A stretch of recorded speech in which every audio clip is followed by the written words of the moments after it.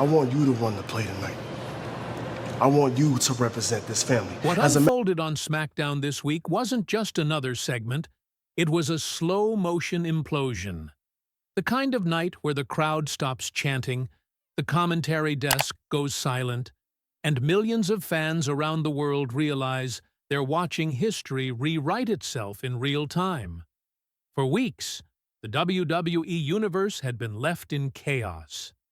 Ever since Jacob Fatu's shocking backstage attack and hospitalization, every episode carried a lingering question that hung like a storm cloud over the arena.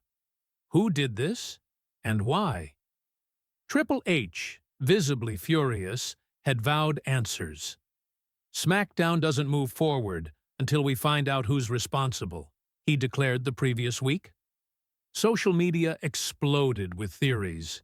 Some fans pointed fingers at rivals, others at jealous allies. But no one could have predicted what was about to happen. The confession that froze an arena.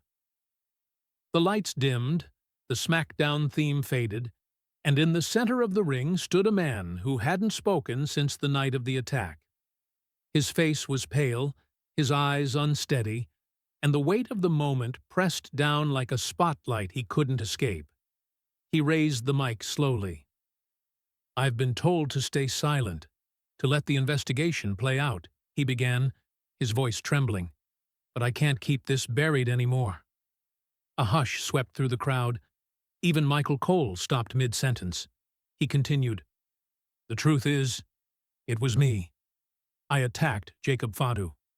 The entire arena gasped. Some fans screamed. Others fell dead silent. The confession hit like a chair shot to the soul of the WWE Universe. He lowered his head. "I wasn't supposed to say that." "But you deserve the truth." Seconds later, the Titantron flickered, showing grainy security footage from the night of the assault. Backstage cameras captured a shadowed figure approaching Jacob Fatu from behind. Then, impact. The footage froze just as the assailant's face was about to be revealed. Triple H loses control. Backstage, Triple H stormed into view, headset ripped off, fury blazing across his face. "Cut the feed! Cut it!" he yelled to production. But it was too late. The image had already burned into the audience's minds. The cameras followed him as he marched toward the ring, flanked by security. You could almost feel the vibration in the floor when he entered. The crowd booing, the confession echoing in everyone's ears. He grabbed the mic. "You think this is some kind of game? You think you can walk out here, confess to assault, and show doctored footage on my show?" The superstar didn't back down. "It's not doctored. You just don't want people to know the truth." The tension was suffocating. Even Corey Graves muttered under his breath, "I've never seen Triple H this furious. Not since the days of the Authority." Triple H pointed toward the ramp. "Security, escort him out of the building." Now, the Roman Reigns factor. Just when the crowd thought it couldn't get any more chaotic, the arena lights dropped. The familiar heartbeat thumped through the speakers. "Acknowledge me." Roman Reigns walked out, dressed in a black suit, championship draped over his shoulder. He didn't say a word at first. He just stood there, expressionless, letting the crowd's roar rise and fade. Finally, he spoke, his voice low and controlled. "Triple H, you talk about control. You talk about order. But your locker room is falling apart because you can't keep your people in line." Then he turned his gaze toward the ring.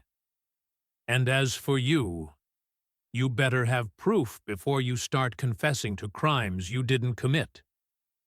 The two locked eyes, the accused man trembling under Roman's cold stare. The camera zoomed in. You could almost hear hearts beating. Roman leaned in closer, his voice like a knife. "See, where I come from, we handle things differently. You jump my family. You don't live to confess it on TV." The line sent shivers down the audience's spine. Triple H stepped between them, shouting, "Enough! This isn't the Bloodline's business anymore. This is WWE business." Roman smirked, whispered something inaudible to the accused, then turned and walked away, but not before glancing at the Titantron, where the still frame of the mysterious attacker remained frozen. The fallout. After the show cut to commercial, chaos erupted backstage. Security escorted the confessed superstar out as fans filmed from the barricades. Triple H reportedly held a private meeting with producers, demanding to know who leaked the footage to production. WWE's official social media posted a single cryptic statement minutes later. An internal investigation is underway. We'll address the situation next week on SmackDown.